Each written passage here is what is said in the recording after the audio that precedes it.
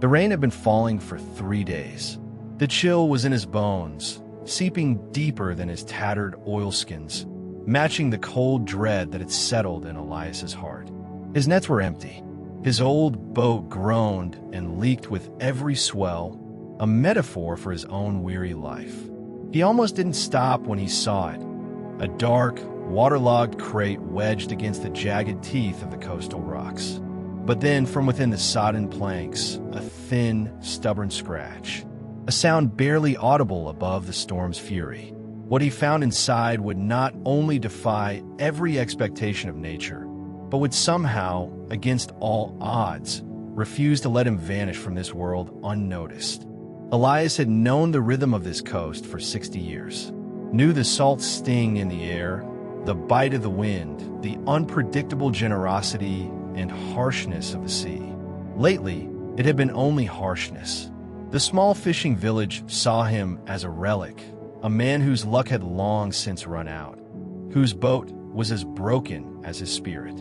His wife, gone 20 years, felt like a lifetime ago, leaving an echo in his small, drafty cottage that had only grown louder with each passing, solitary season. The younger fishermen, with their larger vessels and stronger backs, offered only pity, or worse, indifference. He was, to them, already sinking. He felt it too, a slow, inevitable descent. But that morning, the stubborn scratch against the wet wood pulled him back from the brink of indifference.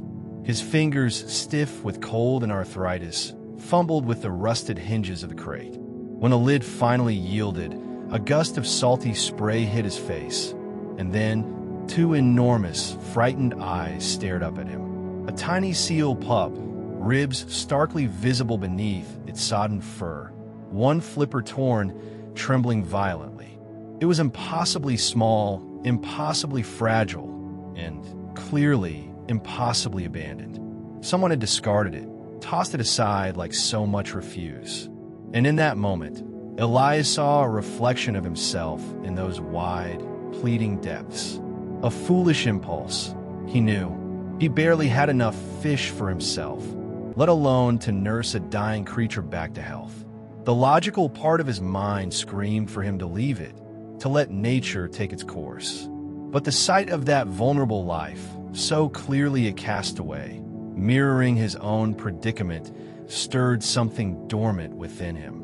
He reached down, his worn hand surprisingly gentle, and lifted the shivering bundle. It was a commitment born not of logic, but of a quiet, desperate empathy. A decision that would, in time, reshape his entire world. Back in the sparse warmth of his cottage, Elias wrapped the pup in an old, wool blanket, its small body shivering violently against his chest. He named it Drift, a name that spoke of its lonely journey and his own. The first few days were a blur of meticulous care. Tiny scraps of precious fish, carefully deboned, the torn flipper cleaned and bound with strips of an old shirt, sleepless nights spent listening to the pup's whimpers. He felt an exhaustion deeper than any he'd known from a day at sea, yet also a strange, forgotten purpose. The villagers' reactions were swift and predictably sharp. "You mad, Elias? Can barely keep your own fire lit, and now this." They scoffed, their words laced with a familiar blend of pity and derision. He ignored them, the gentle weight of Drift in his lap becoming more real than their cutting remarks. Slowly, painstakingly, Drift gained strength. Its fur thickened, its eyes brightened, and soon it was following Elias on his daily strolls along the shore, a playful, barking shadow. When his small boat would sputter to life, Drift would watch from the rocks, a mournful cry echoing across the water until he returned. For the first time in years, the crushing silence in Elias's cottage was replaced by the soft snuffling of a sleeping seal, the quiet companionship of an unexpected friend. He was no longer truly alone, but healthy seals, like children grown, belong to the wild. One crisp autumn morning, a sleek wildlife rescue boat appeared on the horizon, summoned by a neighbor's well-meaning but unwelcome call. The crew, kind but firm, explained that Drift now strong and thriving, needed to be released into open waters further north, where its own kind thrived. Elias knew they were right. He understood the immutable laws of nature. Still, when they gently placed Drift into a transport crate and carried it towards their vessel, the pup's frantic cries for him tore at something fragile within his chest. He watched the boat shrink on the horizon, a gray speck against the vast, indifferent sea. "It will forget me by tomorrow," he whispered to the empty air, the words tasting like ash. He was profoundly wrong about that too. The silence that descended upon Elias's cottage after Drift's departure was not the familiar silence of solitude, but a deeper, colder void. It was the silence of a promise broken, of a fragile hope extinguished. Winter arrived with a vengeance that year. The storms grew fiercer, whipping the sea into a frothing, gray chaos. The fish vanished from the frigid waters, making every trip a fruitless, bone-chilling exercise in futility. Elias's old boat, already a struggle to keep afloat, now felt like a lead weight dragging him down. His health, already precarious, began to falter. A persistent cough racked his frame, his strength ebbed, and a dull ache settled deep in his bones. The fire in his hearth, once a steady comfort, grew sporadic, then flickered out completely. The small plume of smoke that usually curled from his chimney, a silent signal of life on the cliff, ceased to rise. In the village, no one noticed. Or perhaps no one cared enough to check. Elias lay in his bed, the cold seeping into his very marrow, too weak to rise, too exhausted to even cry out. He was alone, utterly and irrevocably, just as he had always feared he would be. This was how his story would end.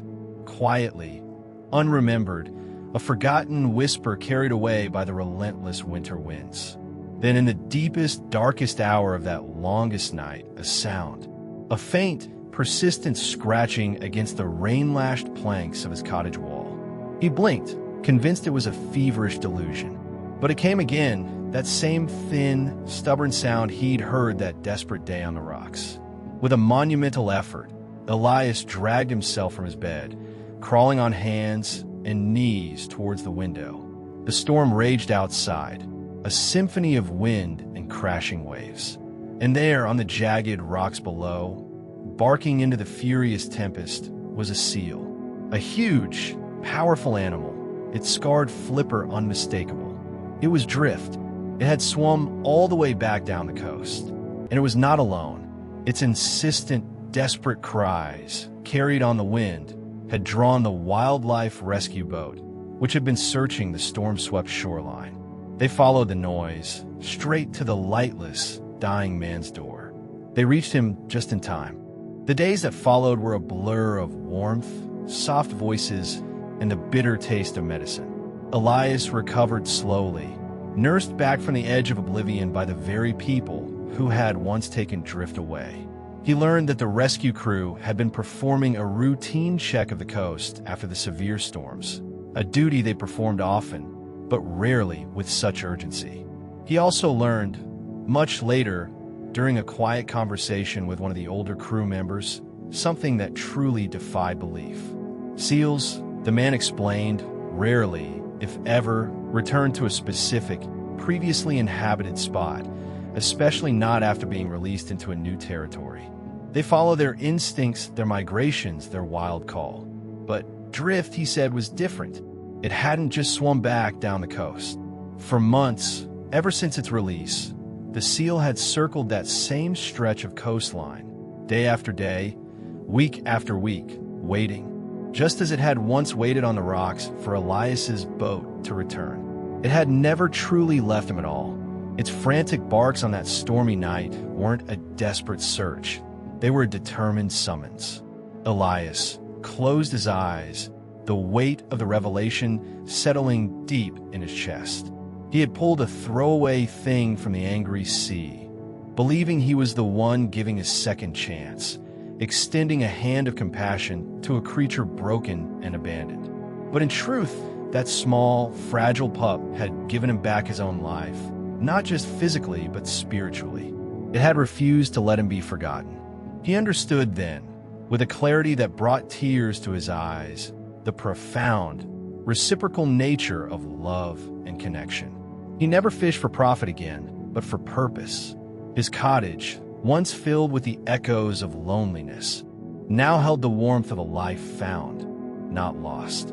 He was no longer just a forgotten man on a cliff. He was a man who had been saved by the unwavering heart of a castaway.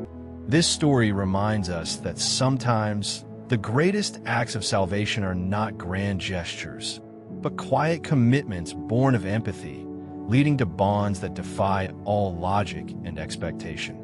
The ties that bind us, even to the most unexpected companions, can be the strongest of all.